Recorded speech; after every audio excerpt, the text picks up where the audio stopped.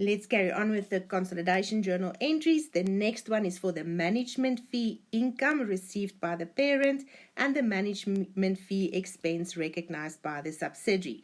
Debit the income, credit the expense, you're eliminating. What you had to pick up here is that the full income and the full expense for the entire reporting period for 12 months had to be recognized by P and S because of the accrual basis of accounting. The fact that the last 2 months have not yet been paid by the subsidiary does not mean that only 10 months was recognized as an income and expense. The full year's income and expense is recognized as it's accrued, as it is payable by the subsidiary. But there's a second consolidation journal entry relating to the management fees that you had to pick up on. The management fee payable and management fee receivable by P represents intragroup balances. The subsidiary still owes 2 months management fee to the parent, and there's a receivable amount in the parent's books for those 2 months. So the consolidation journal entry to adjust for that management fee still payable is to debit the liability, credit the asset you are adjusting for the 2 months. And then the last consolidation journal entry is for the lease income and the lease expense, or rental income, rental expense. You debit the income, credit the expense, eliminating the effect, and the amount of 15,000 was given.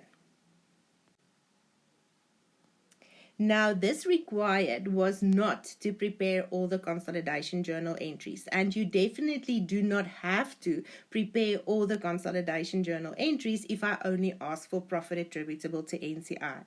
I'm just showing you all the consolidation journal entries as it's good revision, and I want to now look at each of the journals so that you can decide whether that specific consolidation journal entry ends up changing the profit of the group, and specifically the profit of S included in the profit of the group, so that you can decide whether the profit of S should be adjusted for the effect of the consolidation journal entry before you attribute to NCI.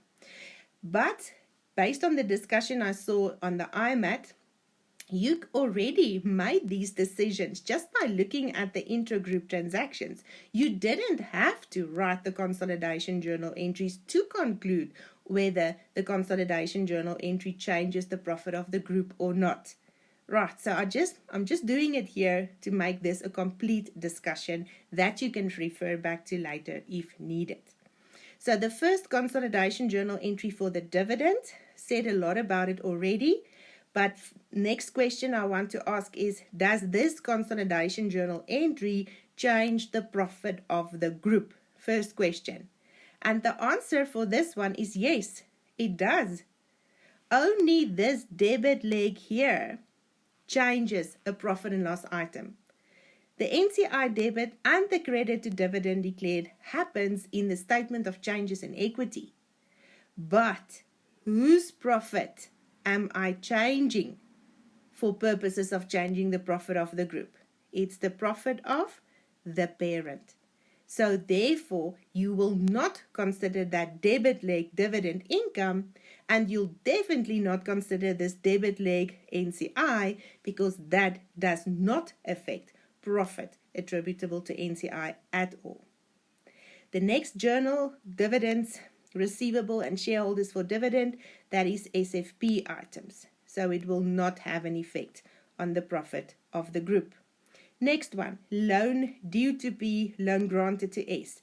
Again, it's SFP balances. It will not have an effect on the profit of the group. This one, debit finance income, credit finance cost. It's both profit and loss items, same amount. Would this have an effect on the profit of the group? Also not. What about the management fee? Income, expense, both profit and loss items, same amount. So this will also not have an effect on the profit of the group.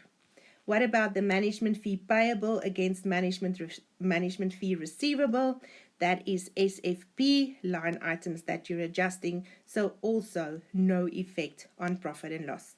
Last one, the rental income, rental expense, profit and loss items, debit credit for the same amount, no change to the profit of the group. Just a quick recap. Why are we writing these consolidation journal entries if it doesn't end up changing the profit of the group? We are writing them so that the line items, other income, other expenses, finance income, finance cost, so that what's left in the total column next to those line items only represent transactions with parties outside the group. So if we now look at all of these consolidation journal entries, what can we conclude? Should I change the profit of S with the effect of any of these consolidation journal entries before I attribute to NCI? And my answer is no. So the solution to this example was your starting point being the profit of the subsidiary from the separate financial statements of S as my starting point.